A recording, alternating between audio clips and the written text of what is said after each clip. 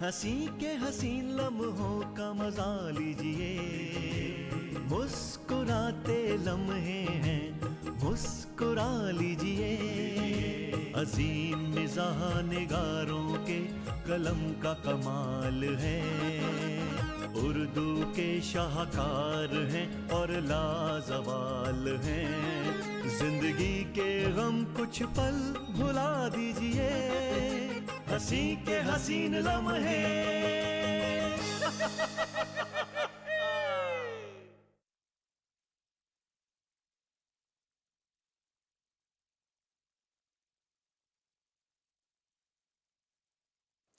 नाज़रीन आदाब, हंसी के हंसी लम्हे में आप सभी का इस्तकबाल है। मैं हूं आपके साथ बुशरा खानम फहद। आज का एपिसोड उर्दू के नामवर अफसाना निगार कृष्णचंद्र की दिलचस्प कहानी जामुन का पेड़ पर मबनी है।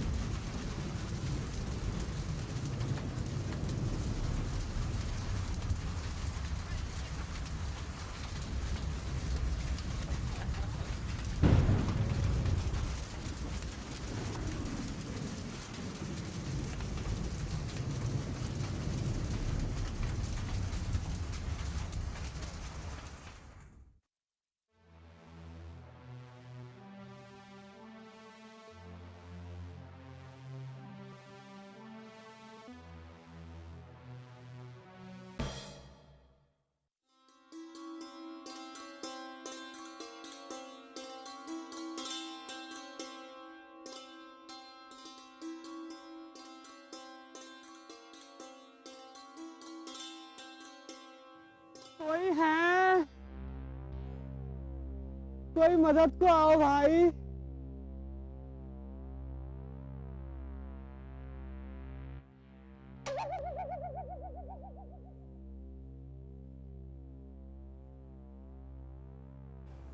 अरे भैया ई का हुआ?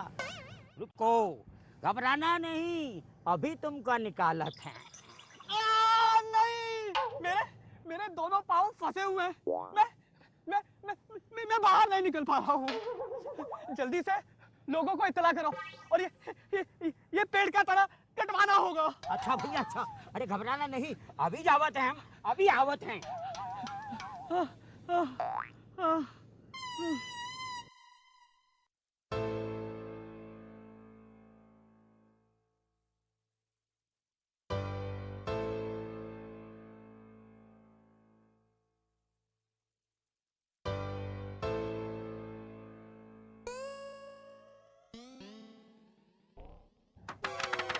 बाबूराम जी, बाबूराम जी। कौन आ गया सुबह सुबह? बाबूजी गजब हो गया। ओहो मालिक की दुम, क्या गजब हो गया? बाबूजी वो पेड़। पेड़? कौन था पेड़? बाबूजी वो दफ्तर वाला पेड़। दफ्तर वाला पेड़? क्या हो गया दफ्तर वाले पेड़ को? अरे बाबूजी रात को आंधी में उखड़ गया। अरे तो मैं क्या करूं, मैंने तो नहीं उखाड़ा ना। तो बाबूजी उसके नीचे एक जिंदा आदमी दबा हुआ है। क्या?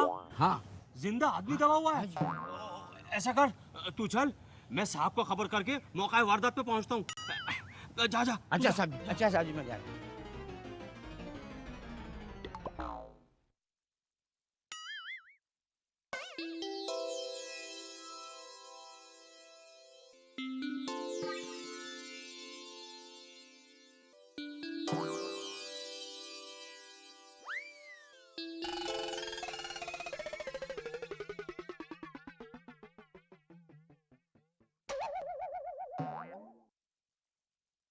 ओह माय गॉड, ये तो बहुत बुरा हुआ।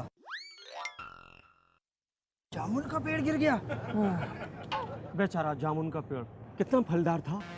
हाँ सर, इसकी जामुनें कितनी रसीली थी सर। अभी पिछले दिनों की बात है, थैला भर के घर लेके गया था। पूरे मोहल्ले में बांटी। बच्चों ने बड़े शौक से खाई थी सर। नॉनसेंस, तुम्हें जामुनों की बड़ी है। अरे उसके नीचे एक आदमी दबा पड़ा है, पता नहीं जिंदा है या मर गया। साहब, जब मैं आया था जब तक तो जिंदा था ये। हरीना जरा देखो ये जिंदा है कि मर गया। सर मुझे तो लगता है मर गया है, पुलिस को इन्फॉर्म करना होगा। बेहोश भी हो सकता है। हो ही नहीं सकता सर, इतना भारी तना जिसकी पीठ पर गिरे वो भला कैसे बच सकता है।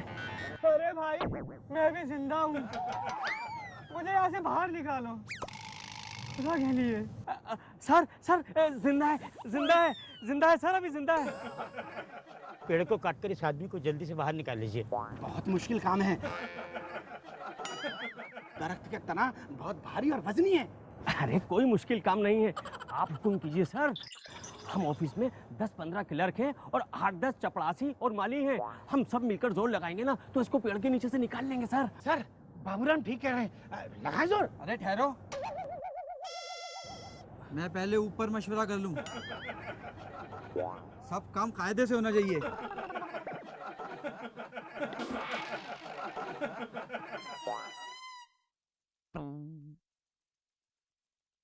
सर हमारे लिए बड़े शर्म की बात है कि हमारे दफ्तर के कंपाउंड में एक इंसान जिंदगी और मौत से लड़ रहा है और हम लोग सिर्फ तमाशा देख रहे हैं।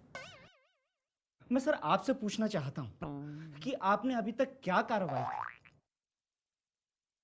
हम लोग समझते हैं कि हमारा यूं हाथ पे हाथ धरे बैठना सबसे बड़ा गुनाह है हमारा। मिस्टर शर्मा, मैं आपकी बात से पूरी तरह इत्तेफाक रखता हूं, लेकिन हमें ये नहीं भूलना चाहिए कि हम कानून और ज़ाब्तों से बंधे हुए हैं। जहां तक कार्रवाई का सवाल है तो मैं आपको बता दूं कि हमने पूरी कोशिश की है और जल्दी कोई रिजल्ट भी आ जाएगा। सर कानून की दुहाई देकर हम इंसानी जिम्मेदारियों से बच नहीं सकते। हम समझते हैं कानून और ज़ाब्ते इंसानियत की राह में सबसे बड़ी रुकावटें हैं। शर्मा जी, हमें अफसोस है कि आप जैसा सीनियर मुलाजिम, जो कि एक यूनियन लीडर भी है, इतनी हल्की बात करता है, जिसने कानून की खिदमत में अपनी जिंदगी गुजार दी।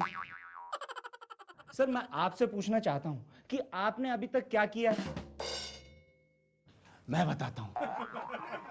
बताता हूँ क्या कार्रवाई हुई। हमारे साहब ने डिपार्टमेंट के अंडर सेक्रेटरी को रिपोर्ट दी। अंडर सेक्रेटरी ने डिप्टी सेक्रेटरी से बात की। डिप्टी सेक्रेटरी साहब पर्सनल सेक्रेटरी साहब के सामने पेश हुए। अब चीफ सेक्रेटरी साहब लंच पे थे। अब लंच करने के बाद उन्हें आधा घंटा झपकी मारने की आदत है, मगर 15 मिनट बाद ही वो मंत्री के बंगले पर पहुंच गए। उन्होंने फौरन चीफ सेक्रेटरी को ऑर्डर किया। चीफ सेक्रेटरी ने ज्वाइंट सेक्रेटरी से बात की। ज्वाइंट सेक्रेटरी ने अंडर सेक्रेटरी को ऑर्डर किया। अंडर सेक्रेटरी ने फोन करके बताया फाइल तो अभी बराबर चल रही है। शेम शेम, हमारी सरकार हार्टलेस है। देखिए, गवर्नमेंट के खिलाफ बातें करने पर आपके खिलाफ कार्रवाई हो सकती है। सर हम स्ट्राइक करेंगे, हम धरना देंगे,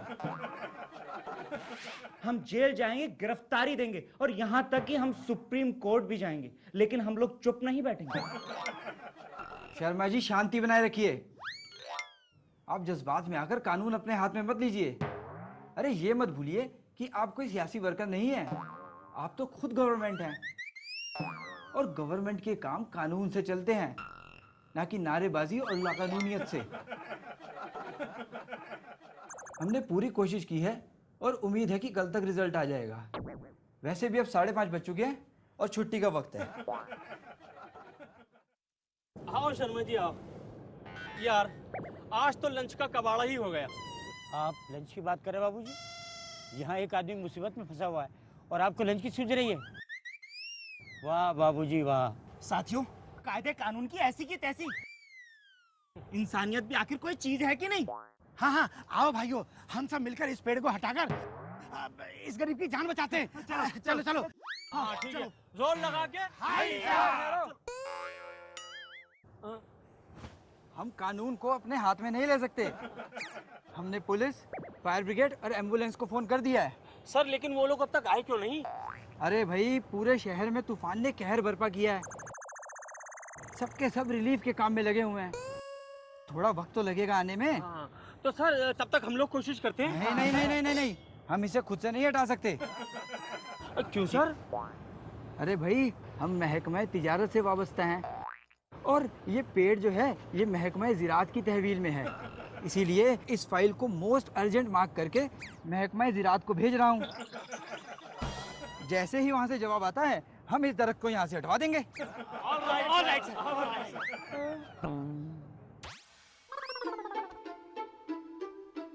बलवंत, जो जामुन का पेड़ गिरा हुआ था जिसकी फाइल हमने महकमा ज़राअत को भेजी थी, उसका क्या जवाब आया? वहाँ से जवाब आ गया सर। उनका कहना है कि इसकी जिम्मेदारी महकमा तिजारत की है। अच्छा, तो फाइल हमारे पास वापस आ गई। हाँ जबकि हमारा इस मामले से कोई ताल्लुक ही नहीं। सर, मेरी राय में तो इस मामले को हॉर्टिकल्चर डिपार्टमेंट में भेज देते हैं। अब वही फैसला करें कि हमें करना क्या है। हाँ, यही सबसे अच्छा रहेगा, क्योंकि वो जामुन का पेड़ हॉर्टिकल्चर डिपार्टमेंट के दायरे इख्तियार में आता है। तुम एक काम करो, एक फाइल बनाओ, मुझसे साइन कराओ और उसे रवाना करो। जी सर।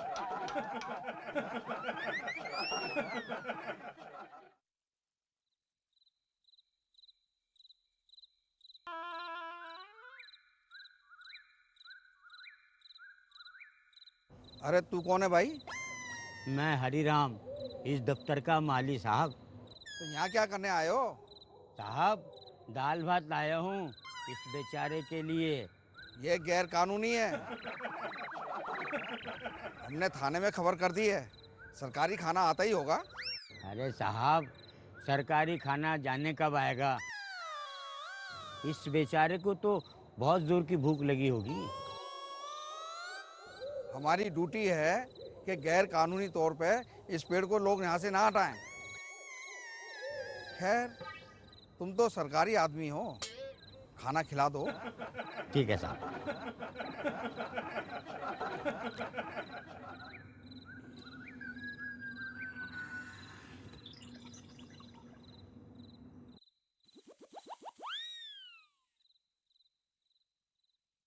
भैया, आपकी फाइल चल रही है।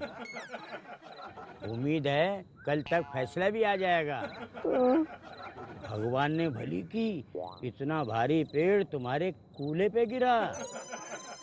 अगर कमर पे गिरता तो तुम्हारी रीढ़ की हड्डी टूट जाती।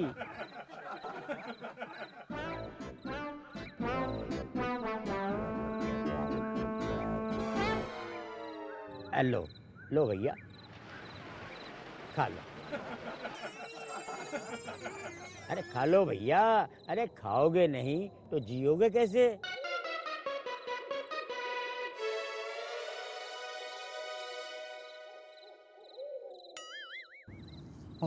हाँ भैया, तुम्हारा घर बार कहाँ है? तुम मुझे नाम पता बताओ, मैं ये खबर वहाँ पहुँचाने की पूरी कोशिश करूँगा। मेरा कोई नहीं है, मैं लावारिस हूँ भाई। लावारिस?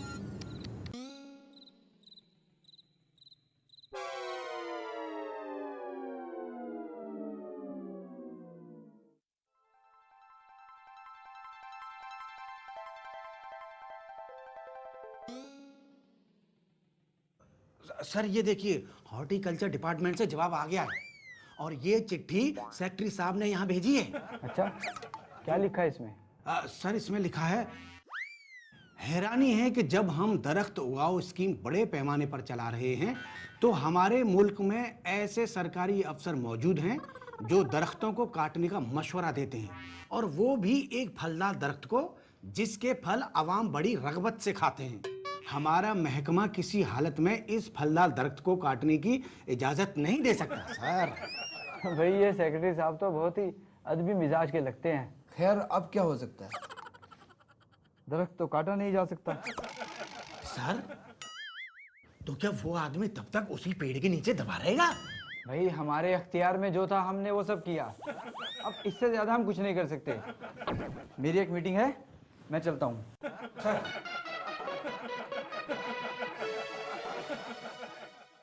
भाई इंसान की किस्मत भी क्या शय है। फाइलबाजी के आगे जिंदगी की आखिर बिसात क्या है। क्या कायदे कानून पर पाबंदी से अमल होना इतना जरूरी है। अब भाई कानून के मुताबिक हम इस दरख्त को नहीं काट सकते। हमने पूरी कोशिश कर ली है। अब बड़े साहब का कहना है कि कानून को हाथ में नहीं लिया जा सकता। अच्छा, हाँ। अगर ऐसा है कि दरख्त को नहीं काटा जा सकता तो फिर ऐसा करते हैं, इस आदमी को बीच में से काटकर अलग किया जा सकता है। अरे वाह, कितना अच्छा आइडिया है। अगर इस आदमी को ठीक बीच में से यानी कि धड़बे से काट दिया जाए और आधा उधर से निकाल लिया जाए और आधा इधर से, पेड़ वहीं का वहीं। मगर इस तरह तो मैं मर जाऊंगा भाई। ये बात भी ठीक है। तुम लोगों को शायद मालूम नहीं है कि प्लास्टिक सर्जरी ने कितनी तरक्की कर ली है। हाँ, मैं समझता हूँ कि अगर इस आदमी को बीच में से काट दिया जाए तो फिर प्लास्टिक सर्जरी के जरिए इसका धड़ दोबारा जोड़ा जा सकता है। बस मत करो। अरे लोगों की अकल पर पत्थर पड़ गए क्या? अरे पत्थर हमारी अकल पर नहीं पड़ गए हैं, सिस्टम पर पड़ गए हैं, सिस्टम पर, जिसके रस्से में हम जैसे गधे बन गए हैं। ये सिस्टम को बुरा मत कहो। अरे उसकी बदौलत तो हमारी रोटी चल रही है बिना काम किए। हाँ? वैसे भी काम तो हो ही रहा है प्रॉपर चैनल के थ्रू। मैं कलीम साहब से बात करूंगा कि वो फाइल मेडिकल डिपार्टमेंट में भेज दी जाए। ओहो प्यारे राजा, सुनो राजा। बस थोड़ा इंतजार और करो। तुम्हारी फाइल है ना, घूम रही है, चल रही है, नाच रही है।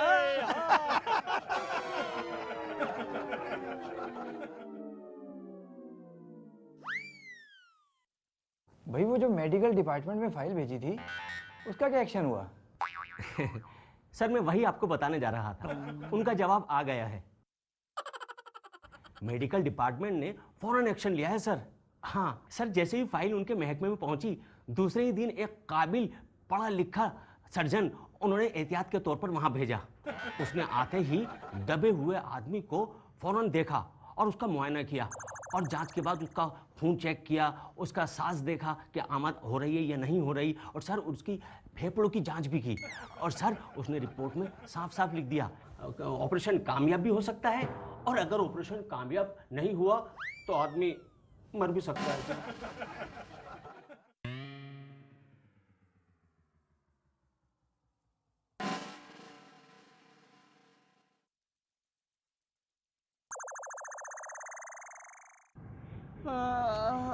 लो भैया, खाना खा लो भैया।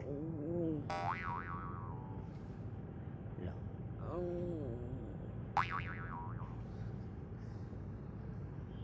भैया तुम्हारा मामला ऊपर तक चला गया है। सुना है कल सब अधिकारियों की मीटिंग है, उसमें तुम्हारा केस रखा जाएगा और आशा करता हूँ कि सब ठीक ठाक हो जाएगा। हमने माना कि तगाफुल ना करोगे, लेकिन खाक हो जाएंगे तुमको खबर होने तक। अरे भैया तुम शायर भी हो।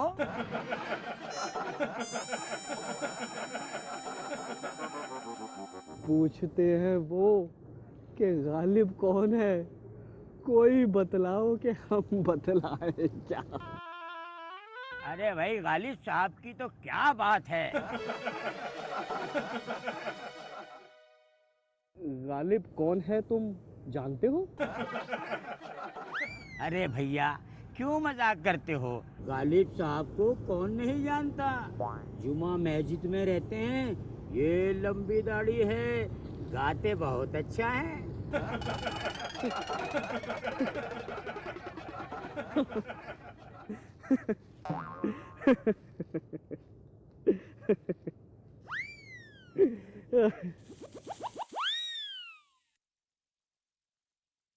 आप शायर हैं? जी हाँ। आपका तखल्लुस। ओस। आप वही ओस हैं जिसका मजमुआ कलाम ओस के फूल हाल ही में शाया हुआ है। आप हमारे चेयरमैन दादा साहब को जानते हैं? चेयरमैन दादा? नहीं, मैं किसी चेयरमैन दादा को नहीं जानता। आखिर कौन है ये चेयरमैन दादा? ये सारी अदबी बिरादरी के दादा हैं, जिसे चाहें दुनिया भर में मशहूर कर दें।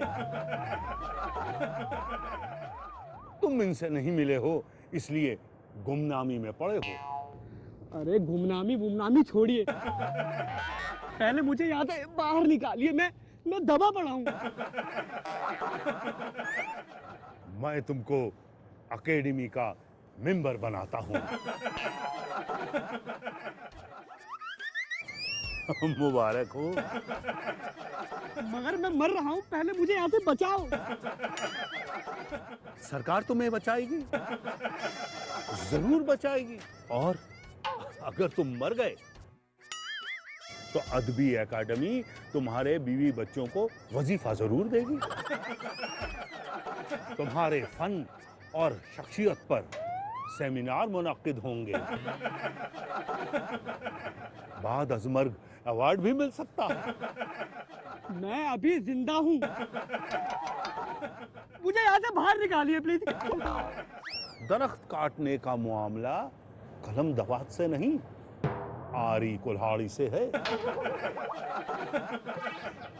मगर तुम फिक्र मत करो, मैं अभी जाकर इस मामले में फॉरेस्ट डिपार्टमेंट को लिखता हूं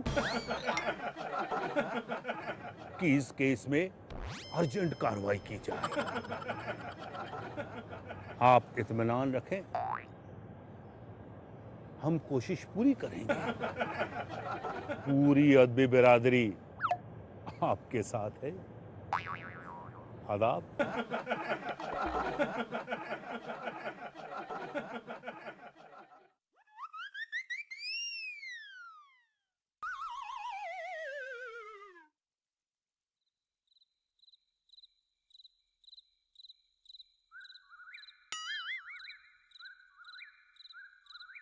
राम राम शायर भाई। राम राम भाई। खुशी की खबर है शायर भैया। कैसी खुशखबरी? आपकी फाइल चल रही है, बड़े बड़े मंत्रियों में आपकी बात पहुंच चुकी है। शर्मा बाबू कह रहे थे कल वन विभाग के आदमी आकर इस पेड़ को काट देंगे और आप बाहर आ जाओगे। मेरी हालत बद से बदतर होती जा रही है। मैं कल तक जिंदा कैसे बचूंगा? अरे भैया, एक दिन की तो बात है। रात को खीर बनवा कर लाऊंगा। मेरी घरवाली खीर बहुत बढ़िया बनाती है और कहकर आया हूँ कि खीर जरा गाढ़ी ना हो। और शायर भैया, आप मजे में चटक जाना। राम भली करेंगे। जय राम जी की। राम जी की जय।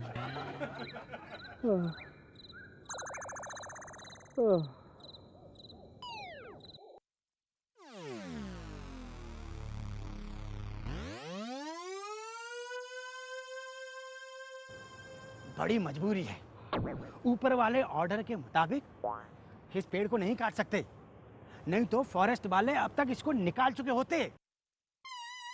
ये कैसा नया ऑर्डर है? यहाँ एक आदमी की जान का सवाल है। अरे ये दो हुकूमतों के ताल्लुकात का मामला है और ये भी काबिले गौर है कि पिटोनिया हुकूमत हमारी हुकूमत को कितनी इमदाद देती है।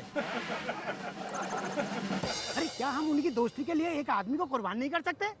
तो एक शायर को मर जाना चाहिए। और क्या कहा जा सकता है? मगर कॉन्फिडेंशियल रिपोर्ट ये है कि आज सुबह वजीर आजम गैर मुल्की दौरे से वापस आ गए।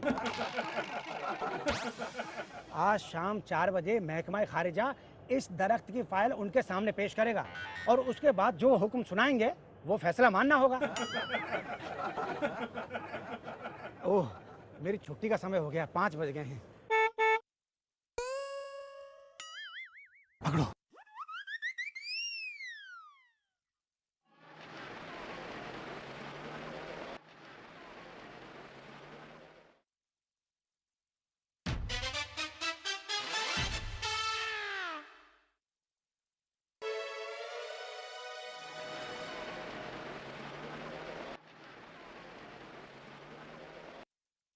मुबारक हो, मुबारक हो। हाँ? वजीर आजम ने पेड़ काटने का हुक्म दिया है। अच्छा, इस वाकये की सारी बैनुल अक़वामी जिम्मेदारी उन्होंने अपने सर ले ली है। कल इस दरख्त को काट दिया जाएगा और तुम्हें इस मुसीबत से छुटकारा मिल जाएगा। हाँ? अजी सुनते हो? तुम्हारी फाइल मुकम्मल हो गई है।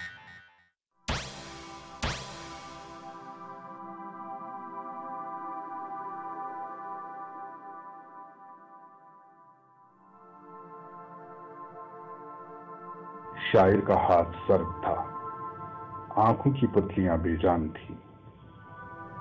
उसकी जिंदगी की फाइल मुकम्मल हो चुकी थी। कृष्णचंद्र 26 नवंबर 1913 को भरतपुर राजस्थान में पैदा हुए, जहां उनके वालिद डॉक्टर गौरी शंकर एक सरकारी मुलाजिम थे। कृष्णचंद्र जब सिर्फ 5 साल के ही थे तो उनके वालिदैन उनके साथ पुंछ शहर में चले गए और उन्होंने लाहौर से फिर एमए किया और एलएलबी इम्तिहान भी वहीं से ही पास किया। 1939 में ऑल इंडिया रेडियो में मुलाजिम हुए और 1949 में हिंदुस्तान आए और दिल्ली और लखनऊ में रेडियो पर अपनी खिदमात को अंजाम देने लगे। फिर उसके बाद वो मुंबई चले गए और वहाँ जाकर वो फिल्मों से जुड़ गए। उनकी तख्लीकात अंग्रेज़ी, रूसी और चीनी ज़ुबानों में भी तर्जुमा हुई। उनकी मतबूआ किताबों की तादाद लगभग 95 है। 1969 में उन्हें भारत सरकार ने पद्म भूषण से भी नवाजा। कृष्णचंद्र को संजीदा और तंजिया मज़ाहिया दोनों तरह लिखने में महारत हासिल थी। तो नाज़रीन, आज के हमारे इस एपिसोड में बस इतना ही। फिर से होगी आपसे मुलाकात एक नई कहानी के साथ। तब तक मुझे दीजिए इजाज़त। खुदा हाफिज। हंसी के हसीन लम्हे, ये मुस्कुराते लम्हे, रंग रंगीले कुछ मीठे, कुछ कसीले कुछ खट्टे। हंसी के हसीन लम्हे, ये मुस्कुराते लम्हे, हंसी के हसीन लम्हे।